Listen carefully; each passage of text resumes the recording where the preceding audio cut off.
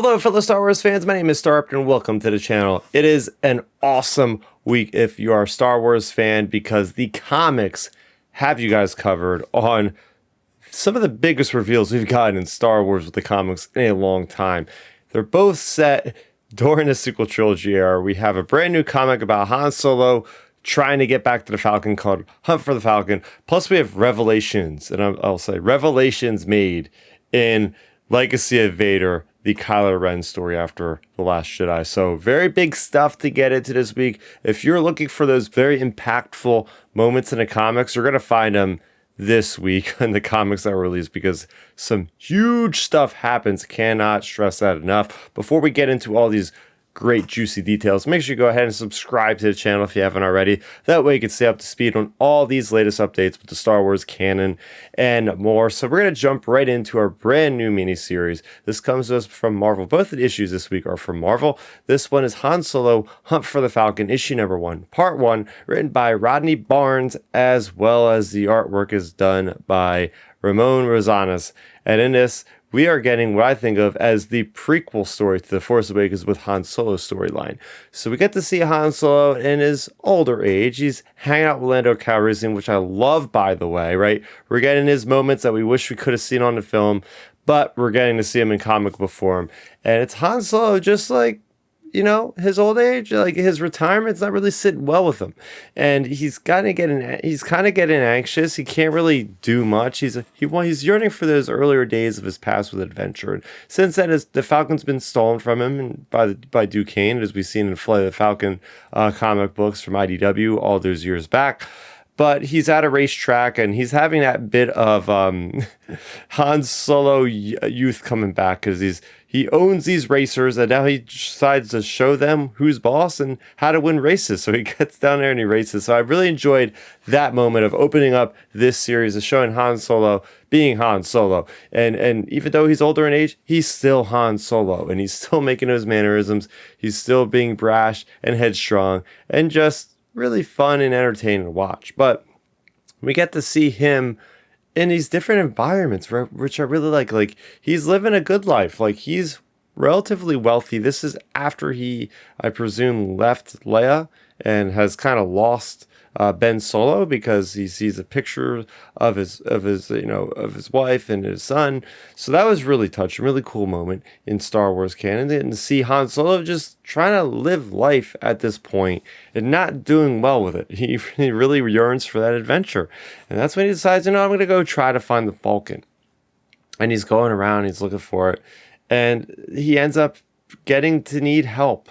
So he has to go back to Kashyyyk, which is really cool because we see an ATST that is down, right? This was a planet embroiled in war, right? If you read the Aftermath Life Debt book, you're going to know that Han Solo was a big part of that book with them trying to liberate Kashyyyk from the Imperial Remnant at that point. So we get to see remnants of that. But we get to see Chewie and his family, like Mala, his wife. We get to see Raru, and they're back at the same place you would have seen in the holiday special, which I thought was really touching. But it was really cool because, the Wookiees live such a long life. And what dawned on me is you get to see Han Solo there as an older guy sitting with the Wookiees. And we know about Wookiees, they live a very long life. And they have a lot of sorrow that's built up because they're seeing their companions, which are of different species, that are dying out like way, way faster than they want to deal with. So I got that feeling of like, oh man, like this guy is so much older than the last time we seen him meeting with Chewie. That's just how life goes, right? Pretty sad, but it's cool because he gets to convince Chewie to go on him with another adventure, right? And that is kind of where we're teeing up to eventually catch up to Rey and Finn on the Falcon when they retrieve it in The Force Awakens. I think there's at least 4, maybe 5 issues of this one. And then at the end of, so I could see that heading right into that direction. It'd be great if they tied it up neatly like that. But we get to see Duquesne at the end and how he sold this warehouse, which has a Falcon in it, I believe. And he's making these offers maybe to these different people to make money, and he's kind of a con artist and all that. So it's cool that we're connecting with that Nikto Duquesne from Flight of the Falcon. But yeah, for real, this is a great issue that shows us Han Solo, different layers to Han Solo, the sorrow, the remorse of what it is how do people deal with retirement? Not everybody deals with it well. So it's a very relatable kind of situation that we're put in that adds more depth to Han Solo. And I'm sure this is going to really enhance the character as you watch him in the sequels. Getting into the next one. This is the Legacy of Vader, issue number 8, Reign of Kylo Ren, part 8. Charles Soule writes this with artwork by Luke Ross and team. In this, we are introduced to Tava Ren. Tava Ren is the current leader of the Knights of Ren, and we get to see her in action and what she's all about. She's talking about the shadow, which is something that Ren, from the Rise of Kylo Ren, which Charles Soule also wrote, is like their use of the Force. Like that's what the Knights call the Force is the shadow. So she's there, basically trying to get into this artifact so they can sell it to make money, so they can keep doing their little things around the galaxy, little missions. So we get right into a combat situation, and we get to see the prowess of Tava Ren. First of all, she has a red lightsaber, and she's very adept. She has this gadget. She's able to turn herself into red mist. So it's very cool. It's like an invisibility cloak, sort of. She's slashing through guys, and that's when the Knights of Ren run away. And that is the crux of the story. We are getting kind of a big telling of a story from Vickrell, I think, of the past of Kylo Ren with the history of the Knights. And because Tava Ren doesn't even know who Kylo Ren is. So it's up to Vickrell, one of the Knights of Ren, to explain. This goes all the way back into her recap, basically, of the rise of Kylo Ren, with how Kylo ends up defeating the current Ren at that time. And we get to see a lot more now because we're getting to know about, okay, like Kylo is running with the Knights for several months, if not longer, and they are very successful. Like Kylo Ren was a very powerful Force user, according to this guy. I was telling a story until, and this is the big revelation, until their missions became very purposeful in a way that wasn't what they were used to. Like there was very specific hit and run missions on these different targets. One of them led to this character that eventually Kylo Ren killed, but then Snoke shows up. And obviously Snoke is no shock to either the Knights of Ren or to Kylo Ren because they both worked for him and took missions in. But Snoke arrives with the First Order. Yes, and that's, I believe, the first time we're seeing that Kylo Ren or Ben Solo has ever seen the First Order at that point. So you have Snoke there in the rain with Praetorian guards, which is really cool to see, with First Order stormtroopers. And Snoke says, okay, your time with the Knights of Ren is over. You've done really well. You were able to train very well in the art of killing and everything like that. But now I have another plan for you, and you don't need these rabble anymore. He calls them rats of the dark side and gets the First Order troopers to start trying to kill him.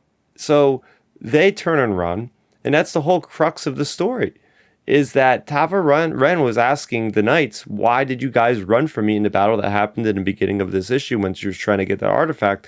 They ran away, turned tail. And these Knights said it was because Kylo Ren taught us this. And that's where this lesson comes back full circle to when they first met Snoke with the First Order. They ran and kept running for a long time, like months and months and months on the run, because Snoke was just trying to kill him. So now, the interesting thing is, if you cross-reference this with that scene from The Force Awakens where Rey touches Luke's lightsaber in Maz Kanata's castle, she immediately goes into this moment, this flashback of Kylo Ren in the rain, a blue-hued background, stabbing this guy with a hat. That's the same guy we see in this comic. I'm pretty sure that guy that he kills, and then he takes 2 steps forward, and then it cuts to Rey. But in fact, in the comic, it cuts to Snoke. So that's really cool because, very importantly, we are getting full transparency now of this background of Kylo Ren. We're getting to see so much layers of what happened with him, history, all that. But that's not all, because then Tava Ren in the current timeline is going to this, whatever it's called, the Super Star Destroyer that Kylo is on. Steadfast, I think it's called, maybe. She arrives there in a buzzard and says, oh, I'm here to meet Kylo Ren and I'm in service to you or whatever. She takes off her helmet and she's a redhead. Like, okay, is this our canon version of Mara Jade? Because, oh my gosh, they better not kill her off. Like, first of all, before I even seen her face, right? She's a pale redhead, human female. Like, we don't got a lot of those in Star Wars, especially ones that are wielding lightsabers, guys. So that's where I'm going. Okay, what's gonna happen with this character?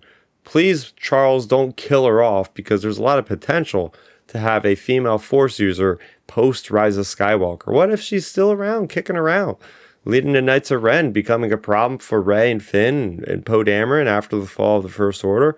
I can see a lot of potential for this character already. I don't want to get too far ahead of myself, but the fact that we have this cool revelation of who this character is, what her abilities are, her fearlessness, her just needing to get stuff done, her story intersecting with figuring out the history of Kylo Ren with the Knights of Ren.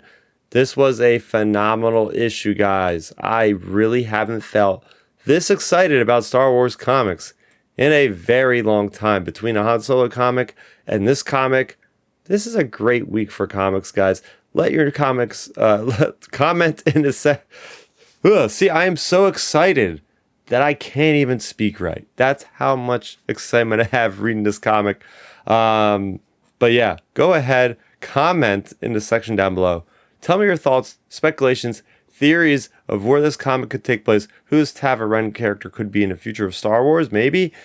Let's talk about it. Please subscribe to the channel if you haven't already. Hit that bell icon so you'll be notified when future videos like these go up, and live videos like my podcast Outer Rim Transmission, where this week we talked about the cast of Star Wars Starfighter being announced officially. So there you have it, guys. Hope you have a great day. Hope you have a great week ahead of yourselves.